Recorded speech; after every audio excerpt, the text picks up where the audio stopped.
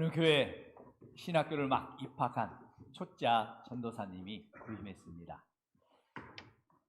그러자 목사님이 주일날 저녁에 부임 설교를 하라고 말씀했어요. 초짜 전도사님은 한 번도 설교를 해본 적이 없었어요. 열심히 나름대로 준비했습니다. 그리고 이제 강단에 올라가서 설교를 하려고 딱 성도들을 보는데 앞에는 담임 목사님이 많이 쳐다보고 많은 성도들이 다 자기를 쳐다보는데 순간 준비했던 설교가 하나도 생각이 안 나는 거예요. 설교 원고를 봐도 이게 눈에 들어오지 않았어요. 당황한 이 전사님이 성도들을 향해서 이렇게 물었습니다. 여러분, 오늘 제가 무슨 설교를 할지 아십니까? 어떻게 알겠어요? 그러자 성도들이 몰라요 하고 대답했어요.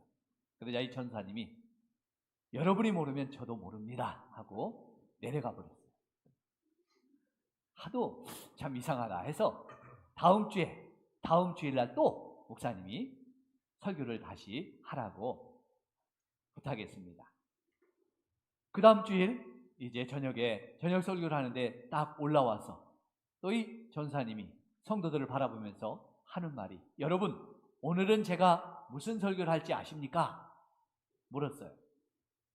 지난주에는 모른다고 하니까 그냥 모른다고 자기도 모른다고 내려갔으니까 이번에는 다 몰라도 알아요 하고 대답했어요. 그랬더니 전사님이 여러분이 아시면 됐습니다 하고 그냥 내려가는 거예요.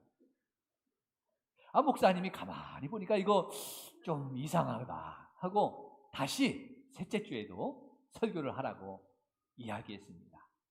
세 번째 주에도 강단에 오르더니 이 전사님이 또 성도들을 향해서 이렇게 물어보는 거예요. 여러분, 오늘은 제가 무슨 설교를 하실지 아십니까? 이렇게 묻자 성도들이 다 짰거든요. 아마 또 물어볼 것이다. 아냐고. 그러면 모른다고 해도 내려가고 안다고 해도 내려가니까 이번에는 반반. 반절은 안다고 하고 반절은 모른다고 해보자. 그러면 어쩔 수 없이 설교를 하실 거라고 해서 이쪽은 알아요 하고 저쪽은 몰라요 하고 그랬어요. 그랬더니 그 말을 들은 전사님이 여러분, 그러면 아시는 분이 모르시는 분을 가르치시기 바랍니다 하고 내려가더라는 거예요. 이 말을 듣고 담임 목사님이 무릎을 딱 치면서 야, 짧지만 명설교다 이렇게 말씀하시면서 그 말을 교회 현관에 딱 써서 붙였습니다. 아는 사람이 모르는 자를 가르치라. 여러분, 이것이 복음인 줄로 믿습니다. 성도들의 사명인 줄로 믿습니다. 예수님을 아는 사람이 예수님을 모르는 사람에게 가르쳐야 돼요. 천국의 비밀을 아는 사람이 천국 비밀을 모르는 자에게 가르쳐줘야 돼요. 믿습니까? 여러분은 예수님을 아십니까? 여러분은 천국의 비밀을 아십니까? 그러면 모르는 자에게 꼭 가르쳐줘야 되는 줄로 믿습니다. 오늘 자기가 아는 예수님, 자기가 경험한 그 천국의 놀라운 비밀을 너무너무 기쁘고 행복해서 다른 사람에게 가르쳐주기를 기뻐하는 사람이 있어요. 그게 누굴까요? 오늘 나오는 주인공 바울입니다. 바울은 예수 그리스도의 이 복음을 전한다는 이유로 유대인들의 미움을 샀죠. 그래서 바울이 어느 곳에 복음을 전하든지 간에 따라가서 바울을 방해하고 핍박하고 박해했던 자들이 유대인들이에요. 그래서 바울이 3차 전도 여행을 마치고 예루살렘에 올라왔을 때는 유대인들은 사람들을 충동시켜서 바울을 죽이고자 했습니다. 다행히 로마 천부장이 도와주어서 목숨을 건졌지만 제사장과 서기관과 이 바리새인들이 고소를 했어요. 바울이 악한 죄인이라고. 연합해서 바울을 고소했습니다. 그래서 로마 군영에 죄수의 몸으로 잡혀 있게 됩니다. 그런데 이 로마 총독들은 유대 종교자들의 눈치를 보느라고 바울이 죄가 없음에도 불구하고 놔주지 않았어요. 재판을 자꾸만 미루었어요. 어떤 총독은 돈을 받을까 해서 바울을 자꾸 불러서 이런 이야기 저런 이야기만 시킵니다. 안 놓아주는 거예요. 죄가 없는 걸 아는에도 불구하고. 그러다가 몇 년이 지납니다. 그동안 바울을 어떻게든 죽이려고, 유대인들은 포기하지 않고 감옥에 있는 바울을 죽이려고 음모를 꾸몄어요. 결사대도 만들었습니다. 바울의 목숨이 위험합니다. 그래서 할 수 없이 바울은 로마 황제 가이사에게 항소를 해요. 왜냐하면 바울은 로마 시민권이 있었기 때문에. 바울은 이것이 하나님의 뜻임을 알게 됩니다. 로마에게까지 가서 복음을 전하라는 이 하나님의 사명을 이렇게 죄수의 몸으로 가게 되었다는 걸 그때 깨닫게 돼요. 이제 로마로 떠나기 전에 그 당시 유대 지역의 분봉왕이었던 아그리빠 왕에게 이 신문을 받는 과정에서 복음을 전하는 바울의 모습이 오늘 본문입니다. 사도행전 26장의 내용이에요. 오늘 바울이 복음을 전하는 모습을 통해서 우리가 전도자의 자세, 전도의 방법, 그리고 전도자의 행복한 모습을 살펴보고자 합니다. 왜냐하면 우리는 전도하세요라고 하면 어떻게 전도해야 될지 몰라요, 뭐라고 말해야 될지 몰라요 하고 이렇게 두려워하고 무서워하는 분들이 있어요. 그래서 전도를 포기합니다. 오늘 바울이 어떻게 전도하는지 실제로 전도하는 모습을 보여주고 있거든요. 우리 바울이 전도하는 모습을 통해서 우리가 어떻게 전도하는 것이 진짜 전도의 방법인지 다시 한번 깨닫고 참된 전도자, 행복한 전도자가 되는 우리 성도들이 되시기를 주의 이름으로 축복합니다. 첫째, 바울은 자신이 예수님을 만나기 전의 모습을 이렇게 말해주고 있어요. 내가 예수 믿기 전에 어떤 사람인가를 설명해 주고 있습니다. 오늘 본문 9절로 12절을 한 절씩 보면서 바울이 예수 믿기 전에 어떤 사람이었는지 한번 살펴보겠습니다. 9절로 12절 한 절씩 교독합니다. 나도 나사렛 예수의 이름을 대적하여 많은 일을 행하여야 될 줄 스스로 생각하고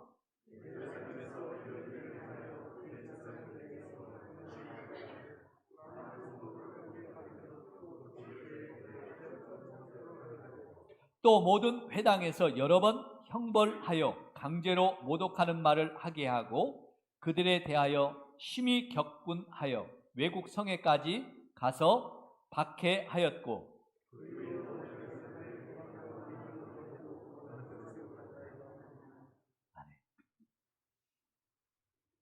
이 바울은 나도 나사렛 예수의 이름을 대적하여 많은 일을 행했다 그랬어요. 바울은 예수님을 만나기 전에, 구원받기 전에 자신의 모습을 고백하는데요. 4절로 5절에 보니까 내가 젊었을 때는 어떤 사람이었냐면 우리 민족 중에 가장 이렇게 가장 엄한 바리새파의 사람이었다. 내가 거기서 교육을 받고 그 바리새파의 그 교육받은 대로 내가 하나님 앞에서 이 율법을 지키기에 최선을 다했던 사람이다 라고 고백하고 있습니다. 그는 젊었을 때 유대 종교에 가장 엄했던 이 바리새파에서 훈련받고 종교 생활했던 그런 종교인이었어요. 바울은 율법으로는 흠이 없을 정도로 경건하게 살려고 애썼던 종교인입니다. 그래서 나사렛 예수가 이단인 줄 알고 나사렛 예수를 대적했고 예수 믿는 사람들을 박해하는데 앞장섰던 사람이죠.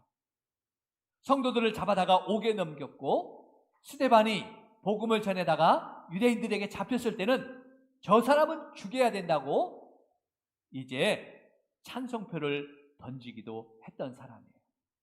이것으로 성이 차지 않아서 대제사장에게 위임을 받고 권한을 받아서 외국의 성까지 쫓아가서 예수쟁이들을 잡아들였습니다. 심지어 이방 땅 다메섹까지 쫓아갔던 사람이에요. 예수 믿는 성도들에게는 이 사울이라는 이름은 저승사자같이 악명 높은 이름이었어요. 예수 믿는 사람들은 그 당시 이 이 사울이라는 이름은 인간 사냥꾼의 이름이었어요. 이렇게 바울은 예수님을 만나기 전에 복음의 대적자였고 교회의 원수였어요. 그의 고백대로 하나님 보시기에 죄인 중에 괴수였어요. 도무지 구원받을 수 없는 악한 독종 중에 독종이었죠.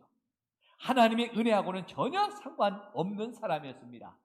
지옥이 뜨거운 지옥불이 있다면 가장 뜨거운 아랫목에 가도 시원치 않을 사람이죠. 이것이 예수 만나기 전에 바울의 모습이에요. 바울이에요. 우리도 별반 차이가 없을 겁니다. 여러분 한번 생각해 보세요. 내가 예수 믿기 전에 어떻게 살았을까? 물론 여러분 중에는 착하게 살다가 예수 믿은 사람도 있죠. 어려서부터 교회 다녀서 나는 나쁜 짓을 별로 안 하고 이렇게 예수님을 잘 믿어오신 분도 있을 겁니다.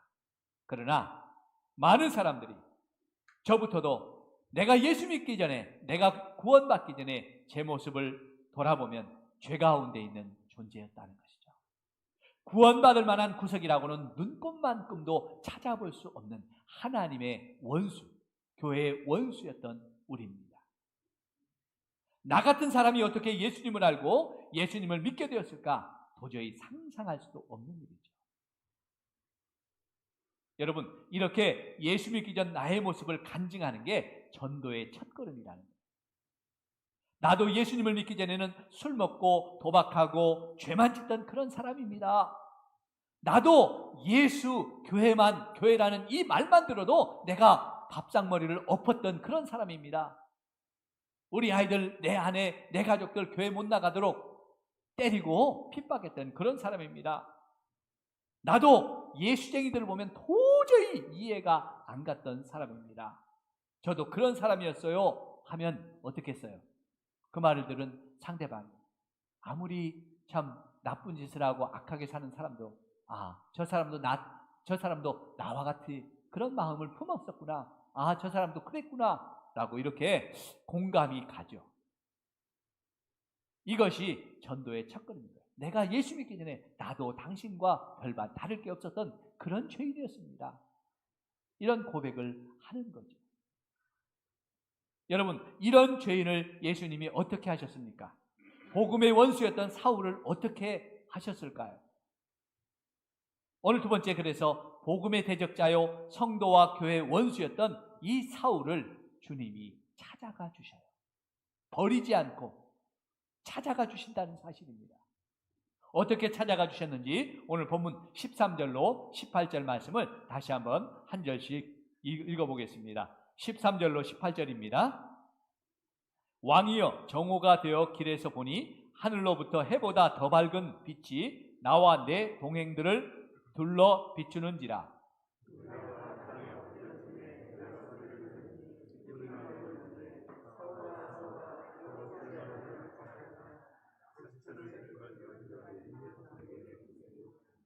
내가 대답하되 주님 누구시나이까? 주께서 이르시되 나는 내가 박해하는 예수라.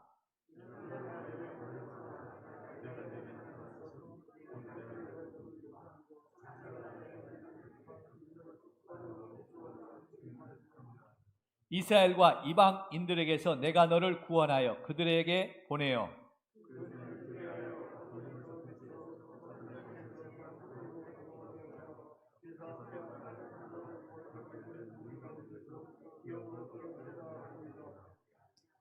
아멘. 왕이여, 정오가 되어서 길에서 보니 하늘로부터 해보다 더 밝은 빛이 나와 내 동행들을 둘러 비추었습니다.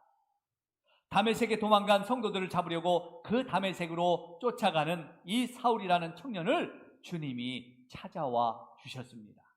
복음의 대적자요 성도들의 원수였던 이 사울을 주님이 친히 만나 주시기 위해서 오셨어요. 해보다 덜 밝은 빛 가운데 나타나셔서 사울을 부르시죠. 사울아, 사울아, 내가 어찌하여 나를 박해하느냐? 가시체를 뒷발질하기가 내게 고생이니라. 여러분, 여기에 나오는 가시체를 뒷발질하기가 내게 고생이다라는 말은 이스라엘의 속담이에요. 무슨 말이냐면 이제 소나 말을 가지고 농사를 지을 때, 쟁기를 갈 때나 어떤 일을 할 때 소가 말이 잘 말을 안 듣잖아요. 그러면 어떻게 해요? 가시채로 만든 채찍이나 쇠몽둥이로 때리죠. 엉덩이를 때리죠. 그래야 말을 듣잖아요. 그런데 말을 안 듣는다고 가시채를 때리고 쇠몽둥이를 때리니까 이 아프다고 이 소가 뒷발질로 자꾸 그 몽둥이를 차요. 그러면 누구 발만 아파요? 쇠몽둥이가 아프겠어요? 지 발만 아프겠어요? 차는 자기 발만 아픈 거죠. 무슨 말입니까? 이처럼 하나님을 대적하는 사울에게 어리석게 하나님을 대적하지 말라는 말이죠. 그러면 그럴수록 자기만 손해고 하나님께 받을 심판만 더 무거워진다는 거죠. 그런데도 여전히 교회를 공격하고 예수 믿는 성도들을 괴롭히는 사람들이 있어요. 그들은 그럴수록 하나님께 그들의 죄값을 더 크게 받을 뿐입니다. 그런데 하나님께서는 오늘 마땅히 그 죄값을 치르고 하나님의 크신 심판을 받아야 될 죄인인 이 사울을 하나님이 찾아와 주셔요. 심판 대신에 하나님께서 은혜 가운데 찾아와 주셔요. 사울아 사울아 부르십니다. 왜 주님이 복음의 대적자고 교회의 원수인 이 사울을 찾아왔을까요? 오늘 16절로 17절에 보니까 내가 너를 구원하여 그들에게 보내겠다. 너로 내 종과 내 증인을 삼으려 한다. 할렐루야. 하나님께서는 예수님께서 이 복음의 대적자여 교회의 원수인 사울을 구원해 주시기 위해서 찾아와 주셨다는 거예요. 먼저는 그 악한 죄인을 구원해 주시기 위해서 이 사울을 찾아가 주셨어요. 그리고 사울을 예수님의 종으로 삼고 예수님을 전하는 증인으로 삼으려고 그를 만나 주셨습니다. 할렐루야. 이것이 주님의 사랑이죠. 이것이 십자가의 사랑인 줄로 믿습니다. 우리 같으면 어떻겠어요? 마른 하늘에 날벼락이라도 떨어져서 그냥 그 사울을 박살내버려야죠. 죽여버리거나 반쯤 죽여서 꼼짝 못하도록, 다시는 교회를 박해하지 못하도록 그렇게 만들어놔야지 시원하잖아요. 그렇게 심판을 받고 하나님 앞에 벌을 받아도 마땅한 사람이었어요. 그런데 주님은 그런 원수를 사랑하셔서 구원해 주시고 종으로 삼아 주시고 예수님을 전하는 증인으로 삼아 주시려고 찾아가 주셨습니다. 그렇습니다. 이것이 주님의 은혜고 주님의 사랑인 줄로 믿습니다. 저와 여러분도 이런 주님의 사랑 때문에 구원받은 줄로 믿습니다. 나는 어려서부터 착하게 살았기 때문에 구원받을 자격이 있어. 나는 몇 대부터 예수 믿었기 때문에 구원받을 수 있어. 그래서 구원받은 사람 하나도 없어요. 다 까고 보면요, 다 죄인이고요, 다 불순종했고요, 다 악하게 살았던 사람들이에요. 그런데 하나님은 악을 악으로 갚지 않으시고 우리에게 심판을 갚지 않으시고 우리를 원수처럼 대하지 않고 주님이 저와 여러분을 찾아와 주신 줄로 믿습니다. 주님께서 나에게 그런 은혜를 주시고 사랑을 받아서 주님을 만나고 구원받은 줄로 믿습니다. 내가 주님을 찾아가서 구원받은 사람 하나도 없어요. 주님이 나를 찾아와 주셨기 때문에 내가 아직 죄인 되었을 때 나를 찾아와 은혜 주시고 믿음 주시고 주님을 영접하고 구원받게 해주신 줄로 믿습니다. 그리고 더 귀하게 그런 자를 구원만 받아도 감사한데 주님의 일꾼으로 불러주시고 직분도 주시고 주님을 위해서 일하게 해주셨으니 이게 얼마나 놀라운 은혜예요. 이것이 주님의 사랑인 줄로 믿습니다. 이것이 십자가의 복음인 줄로 믿습니다. 이 복음을 믿을 수 있길 주의 이름으로 축복합니다. 바울처럼 전도는 또 하나, 내가 어떻게 예수님을 만났는지 그것을 간직하는 거예요. 내가 죄인 되었을 때, 내가 그렇게 악하게 살았을 때, 내가 절망하고 좌절해 있을 때, 내 사업이 실패했을 때, 내가 병들었을 때, 내가 세상에서 모든 소망이 다 없어져서 소망 없이 살아갈 때 주님이 나를 찾아오셨더라. 어떤 분을 통해서 내가 예수님의 이름을 전해주어서 내가 거기서 예수님을 만나게 되었다. 우리가 스스로 예수님을 만난 사람은 없을 거예요. 누군가 나에게 복음을 전해줬어요. 내가 힘들고 내가 가장 어렵고 내가 가장 연약할 때 주님이 나를 찾아와 주신 줄로 믿습니다. 그 예수님을 내가 그때 예수님을 만나고 거기서 내가 절망 속에서 내가 좌절 속에서 내가 정말 죽음의 위기 가운데서 내가 인생의 실패 가운데서 그 예수님을 만나고 주님 찾아와 주셔서 나를 구원해 주시고 내가 이렇게 예수 믿고 구원받게 되었습니다. 이것이 전도의 두 번째 단계예요. 내가 예수 믿기 전에 이런 사람인데 그런 상황에서 내가 이렇게 예수님을 만났습니다. 여러분, 예수님을 만난 경험이 있습니까? 예수님이 나를 찾아오신 그 은혜가 있습니까? 그 은혜를 간증하시길 바랍니다. 이것이 전도하는 거예요. 예수님을 만나지 못한 사람은 전도할 수 없어요. 예수님의 은혜를 알지 못한 사람은 그래서 간증할 수 없는 거죠. 왜 전도가 힘들까? 예수 만난 그 경험이 있으면 전도는 쉬워져요. 내가 만난 예수님을 전하는 거예요. 이렇게 놀라운 예수 그리스도의 은혜와 사랑으로 구원의 축복을 받은 바울입니다. 그래서 이 놀라운 구원의 축복을 모든 사람들이 받기를 원하는 전도자가 된 사람이 바로 바울이에요.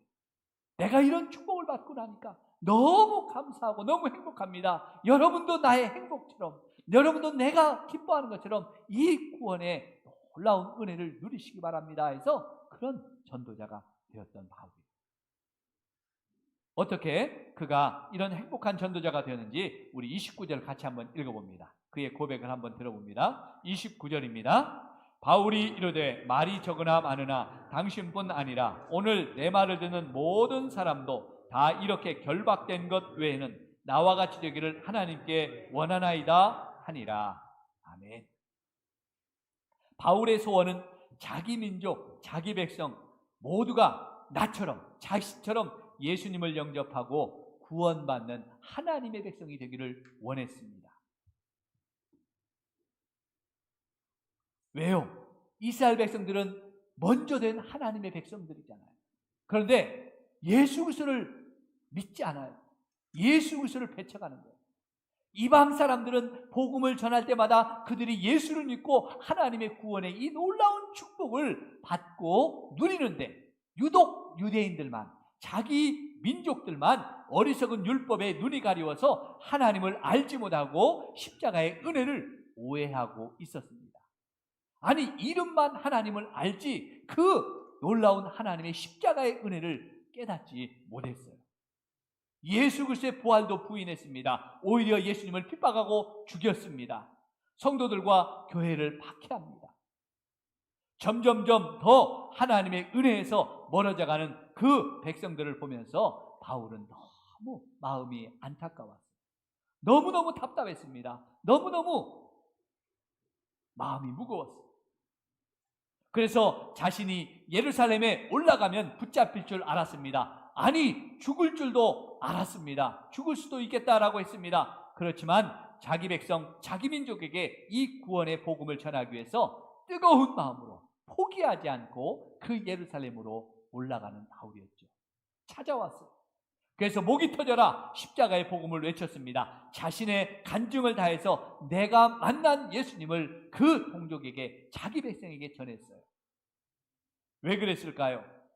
예수 그리스도의 은혜가 너무너무 컸기 때문이죠.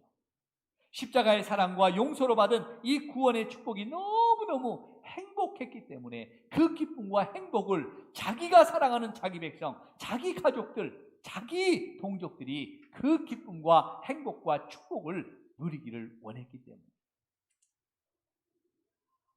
이 천국 백성 된 이 놀라운 역사가 너무너무 감사했기 때문에, 그래서 누구든지 예수 그리스도를 구주로 영접하고 이 놀라운 은혜와 축복을 누리기를 소원했습니다. 이것이 주님의 사랑을 아는 전도자의 마음인 줄로 믿습니다.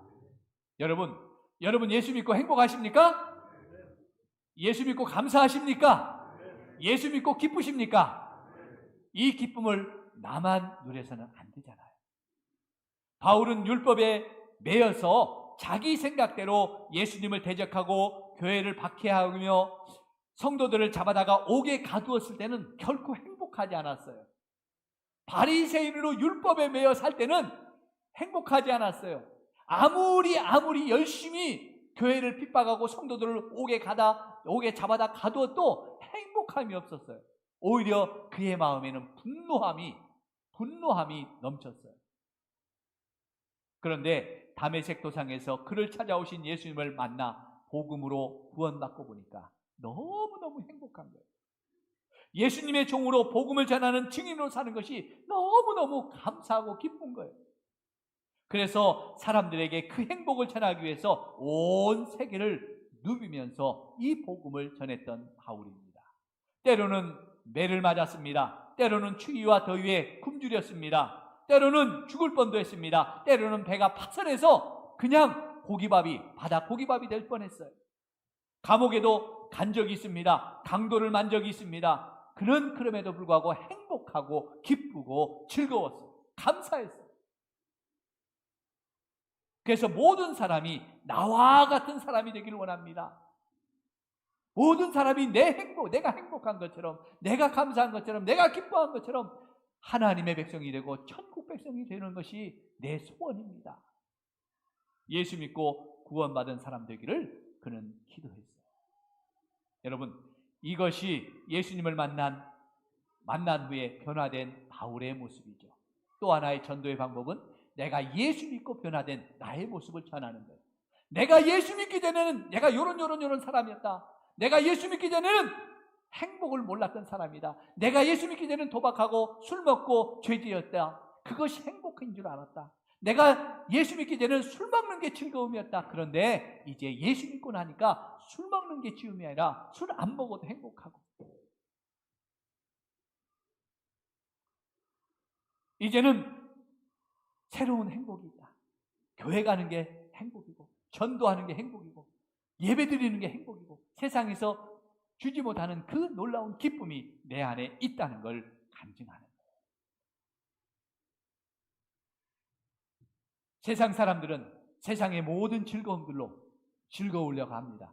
교회에 오면 즐거움이 없는 줄 압니다. 예수 믿으면 모든 세상의 즐거움을 다 포기하고 그냥 어디 수도원에서 수도하는 사람처럼 살아야 된다고 생각합니다. 아니잖아요. 우리는 예수 안의 기쁨, 예수 안의 행복, 예수 안의 그 감사, 세상에서 누릴 수 없는 우리의 마음의 영혼의 그 놀라운 축복을 알고 있잖아요. 예전에는 이웃들을 보면 짜증났습니다. 괜히 사람들이 핑계했습니다. 그런데 그 이웃들이 사랑스러워지고 하는 거예요. 이웃들이 참 사랑스러워 보입니다. 그들에게 나처럼 예수 믿고 나처럼 행복하기를 원하는 마음을 품고 예수 믿으세요 하고 이 복음을 전할 수 있는 그 마음, 바로 변화된 나의 모습인 줄로 믿습니다.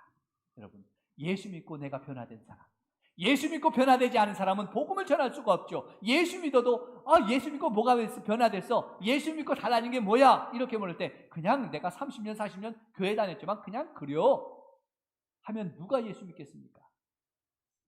예수 믿고 내가 얼마나 행복해졌는지, 예수 믿고 내가 얼마나 기쁜지, 예수 믿고 내가 얼마나 감사한 생활을, 내 인생의 새로운 변화를 가지고 살아가는지, 그것을 고백하고 그것을 간증할 때 사람들이 복음의 놀라운 역사를 보게 되고 또 이 놀라운 구원의 복음을 믿게 되는 거죠. 바울은 이렇게 행복한 전도자였습니다. 예수님의 은혜와 사랑을 알았으니까요. 천국의 비밀을 아는 사람이었으니까요. 여러분, 예수님의 이 십자가의 은혜와 사랑을 아십니까? 구원받은 자의 천국의 그 비밀을 알고 계십니까? 그렇다면 바울처럼 행복한 전도자가 되시길 바랍니다. 내 행복, 내 기쁨, 내 감사를 내 가장 가까운 내 가족들에게 전해야 되잖아요. 내 부모에게 전해야 되잖아요. 내 형제에게 전해야 되잖아요. 내 자녀들이 그 행복과 기쁨을 누려야 되잖아요. 내 사랑하는 이웃들에게 이 복음을 전해야 되잖아요. 그것이 행복한 전도자인 거예요. 전도는 억지가 아니고, 전도는 무거운 짐이 아니라 그 행복을 나누는 것입니다. 여러분, 내가 받은 이 복음의 행복, 내가 받은 이 구원의 축복들을 나누며 베풀며 주는 자가 되시기를 주의 이름을 간절히 축복합니다. 행복한 전도자가 되시기를 축복합니다. 우리 같이 일어나셔서 찬송가 497장, 오늘 말씀을 붙잡고 우리 497장 같이 찬송하겠습니다.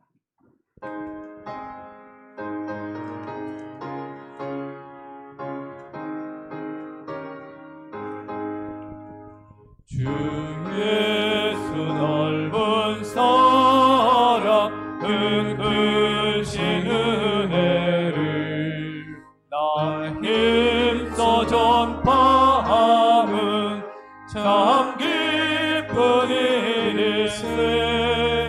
주 예수 복된 말씀 생명과 진리요 내 맘의 갈급함을 다 채워주시네. 예부터 전한 말씀 주 예수 크신 사랑 나 항상 전파하기 참 기뻐하도다. 이 말씀 전할 때에 내 마음이 기쁘고 그 말씀 전할수록 새 기쁨 넘치네. 구원의 복된 말씀 못 들은 사람이 세상에 많음으로 힘써서 전하세. 예부터 전한 말씀 주 예수 크신 사랑 나 항상 전파하기 참 기뻐하도다. 이 말씀 들은 사람 또 듣기 원하고 목말라 사모하니 그 말씀 진리라. 그 나라 영광 중에 나 부를 새 노래. 예부터 좋아하던 이 말씀뿐일세. 예부터 전한 말씀 주 예수 크신 사랑 나 항상 전파하니 참 기뻐하노다.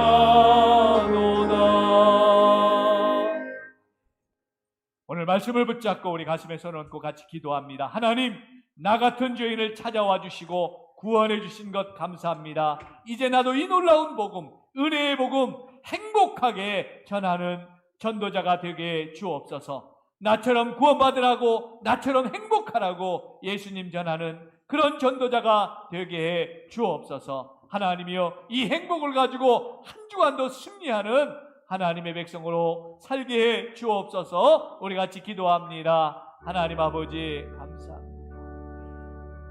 오늘도 주님의 은혜 감사합니다. 아버지, 나 같은 죄인을 찾아와 주시고, 나 같은 아버지여 주님 원수도 찾아와 주시고, 용서해 주시고, 구원해 주신 것 감사합니다.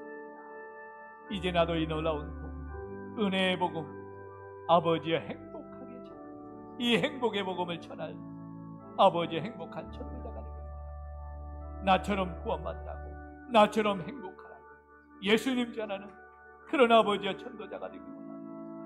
하나님, 한 주간 주님, 이 행복한 아버지의 전도자로 살게 해주시고 이 구원의 행복한 구원의 복음을 가지고 누리며 하나님 앞에서 은혜를 누리며 행복한 사람으로 지켜주시고 축복해 주시옵소서. 이제는 우리 주 예수 그리스도의 은혜와 하나님 아버지의 놀라우신 사랑하심과 성령 하나님의 감화 감동하심과 역사하심과 축복하심, 복음의 원수요 교회의 대적자였던 사울을 찾아와 주시고 만나 주셔서 저를 구원하여 주시고 종과 증인으로 세우셔서 이 놀라운 행복의 복음, 구원의 복음을 전하는 전도자가 되게 하신 하나님, 나에게도 찾아와 주셔서 나를 구원해 주시고 나 같은 죄인도 이 행복한 복음을 믿게 해 주시고 귀한 직분 주셔서 하나님을 섬기게 하신 것 감사합니다. 이 놀라운 은혜의 복음, 구원의 복음, 행복한 복음을 이제 전하는 증인으로, 전하는 하나님의 총으로 살기를 원하는 우리 머리 숙인 주의 백성들 머리 위에 이 은혜를 깨닫고 한 주간도 행복하게 전도자의 사명을 감당하기를 원하는 우리 성도들 그 심령 위에, 저들의 가정과 일터와 사업장 위에, 이 나라와 이 민족 위에, 우리 성산교회 위에 이제로부터 영원토록 함께 있을지어다. 아멘.